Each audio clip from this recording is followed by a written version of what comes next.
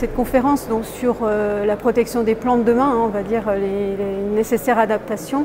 En fait, ce qu'on voulait montrer, c'est qu'effectivement, ne pas taire le fait que le contexte est difficile pour les agriculteurs, que la réglementation s'alourdit. Elle s'alourdit en France, elle s'alourdit au niveau européen. Donc c'est une réalité. Je pense qu'il faut en être conscient et que les agriculteurs soient bien conscients.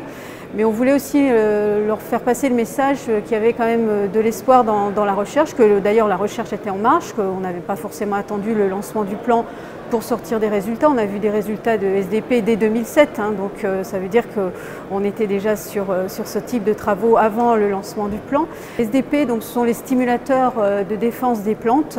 Donc, ce sont des substances qui vont permettre en fait de réveiller la capacité de la plante à se défendre elle-même et qui pourront accompagner la lutte phytosanitaire classique. Pour nous, la solution, elle passera par une combinaison de méthodes de lutte. Donc, contrairement à la situation actuelle où on a plutôt en grande culture tendance à avoir une gamme de solutions phytosanitaires face à un problème, là l'idée c'est d'avoir toujours sans doute une gamme de solutions, mais peut-être un petit peu moins nombreuse, mais plutôt une combinaison de techniques qui vont permettre d'aboutir au même résultat. Donc on voit qu'on a quand même des pistes tout à fait intéressantes. Là on pense qu'on devrait pouvoir aboutir rapidement, dès lors qu'on aura résolu le statut réglementaire de ces produits, qui pour le moment pour la plupart ne sont pas homologués, donc non utilisables en protection des plantes.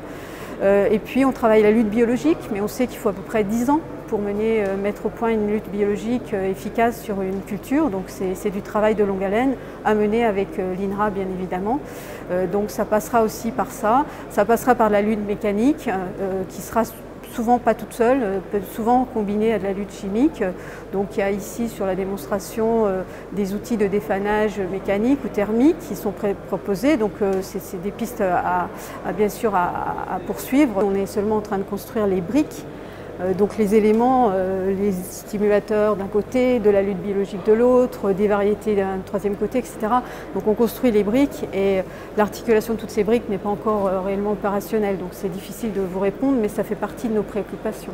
Alors il est important qu'un outil d'aide à la décision tel que Mileos s'adapte bien sûr à ces nouvelles stratégies. Si demain on doit utiliser dans la lutte contre le mildiou des micro-organismes pour essayer d'occuper la place et empêcher le mildiou de s'installer, il faudra être capable de caractériser ces nouvelles méthodes de lutte et de pouvoir les insérer dans un outil d'aide à la décision. On a des collègues qui sont très en lien avec les fabricants de matériel agricole parce qu'on pense qu'une piste importante de ces nouvelles stratégies reposera sur le machinisme.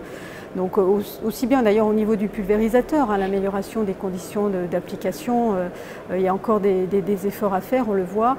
Et puis bien sûr sur toutes les techniques de lutte mécanique ou de lutte thermique. Donc on a des collègues qui sont en relation avec ces fabricants de matériel pour essayer de voir comment les améliorer la faisabilité, améliorer les conditions d'emploi, la vitesse des chantiers, puisque par rapport à un pulvérisateur, très souvent on a un facteur limitant qui est la vitesse de chantier. Donc tous ces points sont effectivement aussi pris en compte. Et je dois dire d'ailleurs qu'on n'a pas attendu le plan Ecophyto 2018 pour travailler sur ces techniques alternatives, puisque les premiers travaux sur le défanage non chimique datent fin des années 90.